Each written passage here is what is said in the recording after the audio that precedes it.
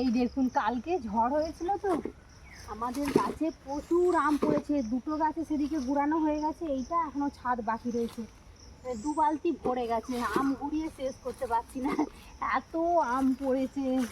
মানে আম আর পাকার জন্য বিশেষ কিছু থাকবে না, সব ঝরেই গেল আমগুলো। এই দেখুন ওখানে, এই যে এখানে একটা বালতি ভরেছি। আমগুলো পাকা পাকা হয়ে যাচ্ছিল, কিন্তু পড়ে গেল, ঝড় হয়েছে তো। কালকে বৃষ্টি কম হয়েছে, কিন্তু ঝড়টা না প্রচুর পরিমাণে হয়েছে।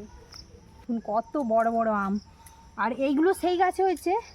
আর ছাদের এইখানের গাছটা একটু ছোট, এই যে ঘরে একটা ছোট বালতি রেখে এসেছি।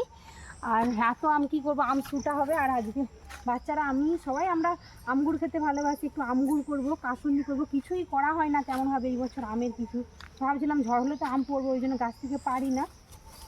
যে আমগুলো এসছি, সব আমগুলোকে দিয়ে আজকে আমগুড় করবো, আর সর্ষেটাও রোদ দেবো, কাসুন্দি হবে। চলুন এবারে আমগুলো সব রেখে আসি। দেখুন, আপনারাও কমেন্টে জানাবেন আপনারা কতগুলো করে আম গুড়িয়েছেন। এখন তো আমের সিজন।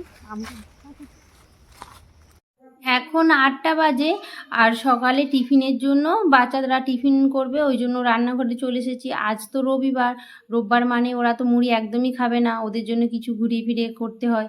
আর তার জন্য এখানে একটা বাটির মধ্যে আটা নিয়ে নিচ্ছি 1 কাপ, আর একটা ডিম, ঘরে যা কিছু সবজি আছে সমস্ত কিছু একটু একটু করে কেটে এর মধ্যে দিয়ে দিয়েছি। দিয়ে এর মধ্যে একটু দুধও অ্যাড করে দিলাম, দিয়ে এতে একটু নুন, চিনি, অল্প একটু তেল দিলাম, রিফাইন তেল দিয়ে একটু চাট মশলা দেবো, দিয়ে ভালো করে জল দিয়ে একটু পাতলা করে একটা ব্যাটার তৈরি করে নেবো। আর এটা না পুরো মোগলাই পরোটা টাইপের হয় আর কি, এটাতে কোনো বেলার ঝামেলা থাকে না।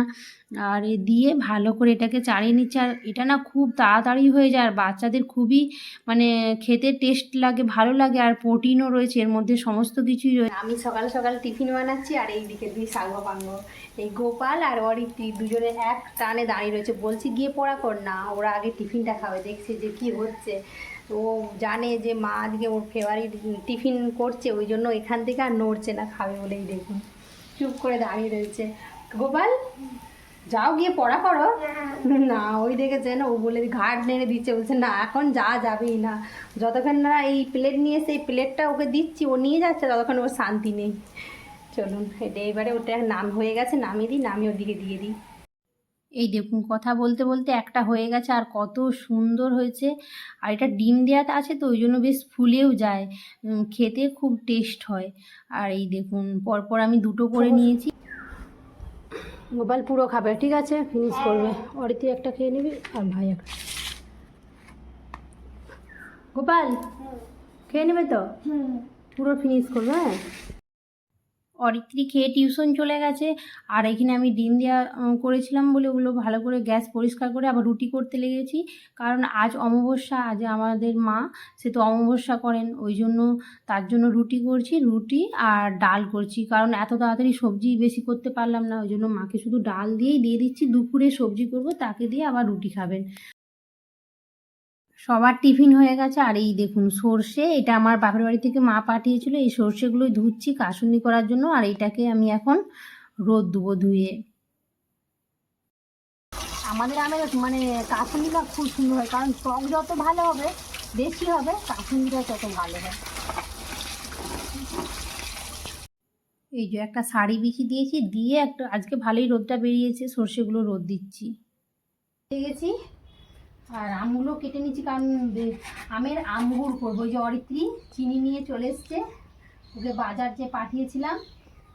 আর এই যে আম কাটতে লেগেছি, আমগুলো ভালোই আঁটিয়ে গেছে, আর খুব শক্ত, আর প্রচুর টক, অনেক চিনি লাগবে। বেশি করব না, এই 1 ঠেকা যেগুলো ভালো আছে ওগুলো করবো, আর ওইগুলো এখন থাকবে, ওগুলো কাসুন্দি করবো। ওগুলো বড় বড় কাটা আমে জল ঝরিয়ে নুন হলুদ মাখিয়ে এটাকে একটু রোদ দেবো। তারপরে এই যে রান্নাঘরে চলে এসেছি, রোদটাও দেওয়া হয়ে গেছে, একটুখানি জল ঝরিয়েছি, রোদ দিই না বললেই চলে। আর এখানে জিরে আর লঙ্কাকে শুকনো কড়াই গরম করে ভালো করে একটু ভেজে নিয়েছি, নিয়ে এখানে 5 ফোড়নও ভেজে নিয়েছি, নিয়ে এটাকে গুঁড়াবো। এটা আলাদা রেখে দিয়েছি। রেখে কড়াইয়ের মধ্যে তেজপাতা আর 4-5টা শুকনো লঙ্কা দিলাম, দিয়ে তারপরে এর মধ্যে ফোড়ন দেবো। আর আজকে আমগুরটা করে নিচ্ছি, কারণ হচ্ছে আমগুলো টাটকাও রয়েছে, করে নিই, ঘরে চিনিও রয়েছে। আর এই দেখুন আমগুলোকে দিয়ে নিচ্ছি ভালো করে, জল শুকনোই হয়ে গেছে, 1 ঘন্টা রোদে রেখেছিলাম তো। আর এদিকে আমি ভাজা মশলাগুলোকে শিলে ভালো করে এই যে গুঁড়িয়ে নিচ্ছি। একদম গুঁড়ো ছিল, একটু আধগুঁড়া করে রেখেছি, মুখে উপর লাগলে ভালো লাগবে। আর এখানে আমগুলো তো খুব টক, 750 মতো আমার চিনি লাগবে। এই দেখুন অনেকটাই চিনি লাগছে। আর হচ্ছে আমগুলো একটু মিষ্টি মিষ্টি ভালো লাগে।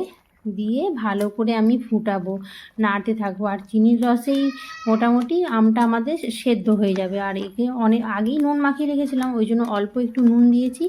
দিয়ে এটাকে মাঝে মাঝে অল্প আঁচে, একদম হালকা আঁচে নাড়ছি। নাড়তে নাড়তে অনেকক্ষণ, মোটামুটি 15 মিনিটেরও বেশি, 15-20 মিনিট নেড়েছি হালকা আঁচে। তারপরে যে শেষের দিকেই এসে গেছে, ওটাই হয়েই এসেছে। আর এখন ভাজা মশলাটা দিয়ে দিলাম, দিয়ে এই দেখুন ভালো করে নাড়িয়ে নিচ্ছে। আর সেদ্ধ হয়ে গেছে। আর এই দেখুন হাত দিয়ে যখন দেখছি যে একটা তার উঠছে, তখনই বুঝতে পারলাম যে আমগুরটা আমার হয়ে গেছে। এরপর আমগুরটা আমি ঢেলে নিচ্ছি। দেখলেন তো কত কম সহজে আমার আমগুরটা রেডি হয়ে গেল।